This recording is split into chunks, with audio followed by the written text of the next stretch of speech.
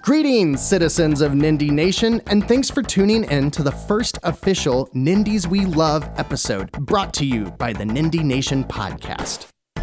If you're unaware, every week on Nindie Nation, we briefly discuss all of the newest independently developed games for the Switch, as well as the best games currently on sale. But in order to keep the episodes shorter, we've cut out the What Are You Playing section that used to be a part of the weekly show. With 20 plus new Nindies every single week and the never-ending tidal wave of sales on the eShop, we've created Nindies We Love as a way to look at what the Nindie Nation is currently playing across hidden gems, brand new titles, and all-time favorites that you might have missed. This week, we'll discuss the 5 Nindies that we're playing for the month of October 2019, and they run the entire gamut. So without further ado, let's get right into it.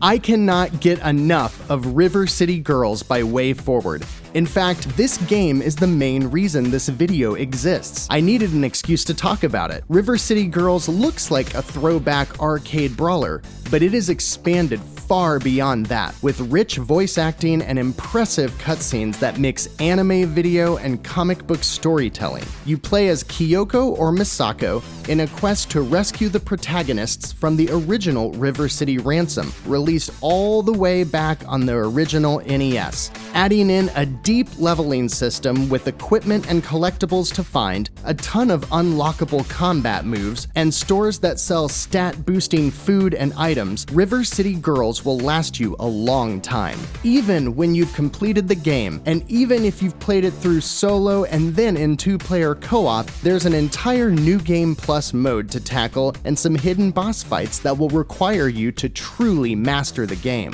WayForward have outdone themselves this time with River City Girls, and I am loving every minute of it.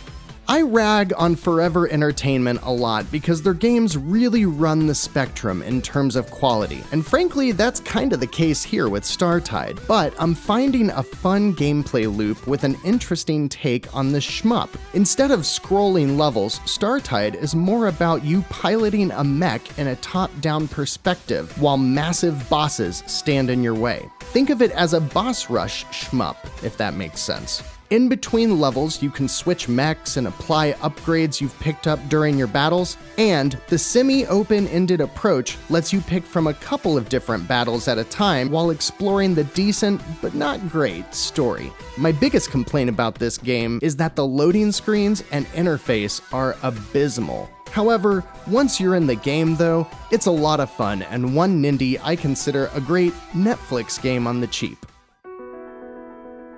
Timespinner by Lunar Ray Games is a game that breaks my heart.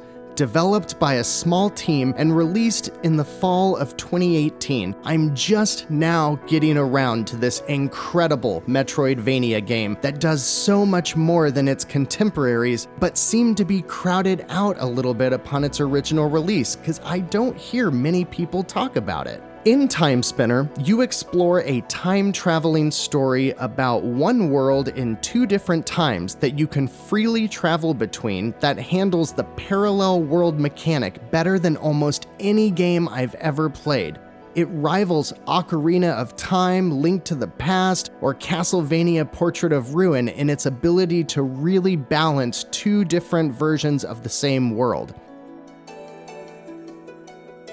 At its original release, I overlooked Timespinner because I was eagerly awaiting Bloodstained Ritual of the Night, which released a broken, buggy mess on Switch, and now 5 months after its original release, when Bloodstained has been on sale and even free for Xbox Game Pass members, it still remains nearly unplayable on Switch. However, Timespinner looked and played great upon release and is still a fantastic title. It's a bit more acrobatic than a Castlevania game, which feels great, and the soft pixel art style is a pleasure to look at. The music is wonderful, and the story is far more entertaining than the majority of Castlevania or Metroid titles. I love the combat system in Timespinner. You gather orbs that remind me a lot of Final Fantasy VII's materia. You can mix and match them, use some as equipment and others as stat buffs, and create a character's playstyle that works exactly how you want to play the game. If you can't tell, I love Timespinner, and this game comes with my highest recommendation. I know, I'm really late on the Moonlighter bandwagon, but this game is still a lot of fun. Split between two different gameplay loops, you'll spend the days as a humble shopkeeper serving the heroes who dive into the town's dungeons, and then at night, you go spelunking yourself in a top-down action RPG roguelike to see how much treasure you can gather to sell the next day. Battle enemies, escape with loot, sell loot, upgrade your store, get better equipment, make it further into the dungeon on your next attempt, wash, rinse, repeat. This game has a gameplay loop that really serves both sides of the brain, and even as a shopkeeper, it's very active as you manage your prices, keep inventory stocked, and watch out for thieves. I picked up Moonlighter when it was on sale for 50% off, and while this game has plenty of content to justify its usual $25 price tag, somewhere around the $10 to $15 mark feels just right for me. Digital Sun and 11-Bit Studios have an awesome game on their hands with Moonlighter. And finally, a game I picked up for 89 cents after watching it sit in my wishlist for the past few months. FeralFury by Scandinavia Games is a traditional beat-for-beat twin-stick roguelike featuring murderous panda bears. You pick your character, upgrade your equipment, and set out to see how far you can make it as you collect items that will make you stronger for your next run. FeralFury doesn't do anything special or different really, but everything it does good enough. At $1 or $2, this game is a great pickup. Once we get into the $5 territory though, I think it gets a little too crowded for FeralFury to really stand out. But if you find this one for sale on the cheap like I did, give it a shot, and I'm sure you'll find a fun game to spend a few hours in. Have you played any of these games? Let me know in the comments below, and follow us on Twitter at Nindie Nation. If you liked this video, please hit the like button, as it really helps us out in ways we don't understand.